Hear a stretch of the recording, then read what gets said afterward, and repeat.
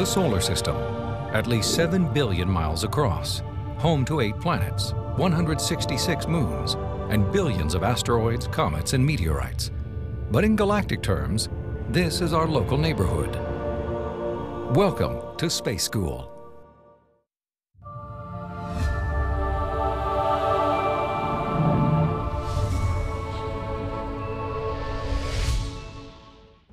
Today's topic, at 4.6 billion years old, is the solar system. Its planets, including our own Earth, formed out of what was left over after the birth of the Sun. Amazingly, these 8 massive celestial bodies grew out of tiny specks of dust orbiting the new star. Time and again, the young planets collided with floating debris, eventually reaching their current size. The Sun's gravity then locked them into orbit. The solar system is divided into 2 distinct regions. Mercury, Venus, Earth, and Mars make up the inner solar system, while Jupiter, Saturn, Uranus, and Neptune make up the outer solar system. The 4 planets of the outer solar system make up 99% of the known mass orbiting the Sun. It was in that distant region, the outer solar system, that in the year 2006, astronomy was shaken to its very core. After almost 80 years, Pluto lost its status as the 9th planet.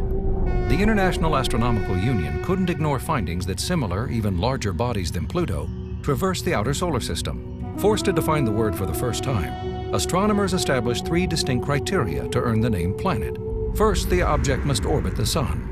Second, it must have sufficient gravity to maintain a planet's spherical shape.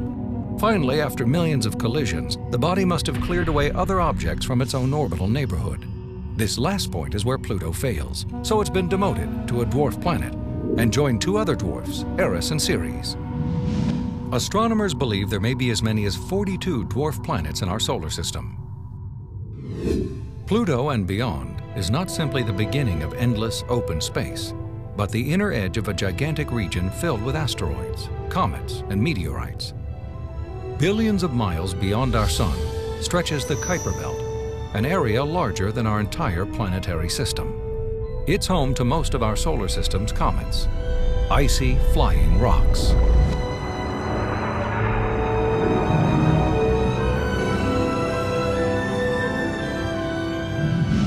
There are more than 3,350 known comets in our solar system. Further out still is the scattered disk, a belt of strangely orbiting objects, often small and icy minor planets.